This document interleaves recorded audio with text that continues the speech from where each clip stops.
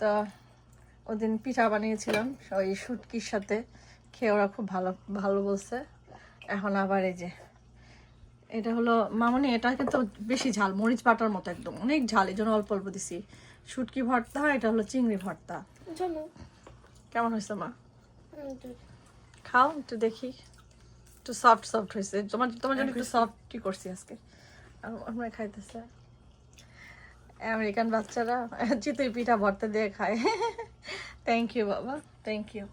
তো বন্ধুরা, আজকে আমার বর একটা হাঁস নিয়ে আসছে। সে সুন্দর করে আমাকে হাঁসটা ক্লিন করে কেটে দিয়েছে, আর আমি রান্না করেছি।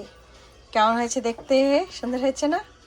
তো ওই দিনও আমার যে বাপের বাড়ির লোকজন আসছিল, ওর হাঁস রান্না করেছিলাম। তো ওই দিনের রান্নাটার পর সবাই এত মুগ্ধ হয়ে গেছে যে আজকে আবার করো, চলো আর কি কি আছে আমি দেখাই। হ্যাঁ, চট জলদি আবার কয়েকটা চিতই পিঠা ভেজে নিলাম।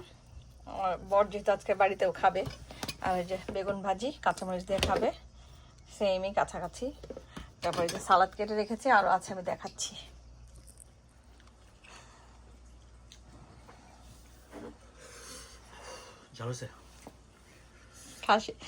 হাঁসের মাংস ঝাল,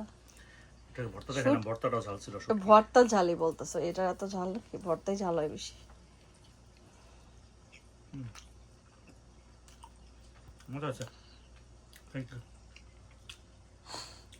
বাটিতে নিস, যখন প্লেট নাই। না না, এত খাইতে পারবো না। এটা কি টেস্ট পরে খাওয়া হবে নাকি? ভাত খাবো পরে। পিঠা দিয়ে হাঁসের মাংস না, এনজয়।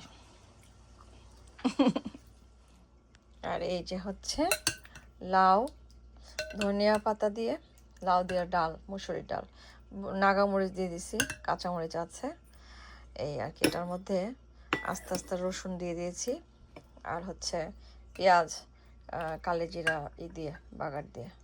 দারুণ হয়েছে ডালটা। এই তো। তো আর এই যে অ্যাভোকাডো কাটা রাখা আছে, এখন খাওয়ানো হবে ভাত দিয়ে, যা সব ঢেকে রেখেছি। দেখা হবে আবার, টাটা।